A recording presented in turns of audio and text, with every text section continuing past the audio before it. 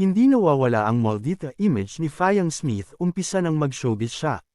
As in pangit daw ang ugali nito at kung anek-anek pa. Pero kinontra ito ng kanyang discoverer, talent manager Manex Car-on-Show, na ipinakilala ang mga bagong talent under Manex Management. Misunderstood lang daw si Fayang na big winner sa PBB Gen 11. 3 years nang mina-manage ni Manex si Fayang na aniya ay dumaan sila sa probationary period for 6 months bago nagkaroon ng kontrata.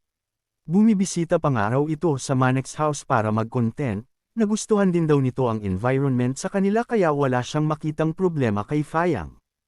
Aminado rin si Manex na CEO rin ng Prestige International na hindi niya inasahang sisikat ng husto si Fayang pero talagang nakitaan na raw nito ng potential noon pa, hindi aniya at talagang misunderstood lang daw. Ayaw rin niyang pakialaman ng love life nito na usap-usapan nga ang di umano'y sobrang pagka-in-love sa ka-love team niyang si JM. Basta raw gina-guide lang niya at binibigyan ng mga advice ito tulad halimbawa raw na kailangan muna niyang kilalanin ang makakarelasyon.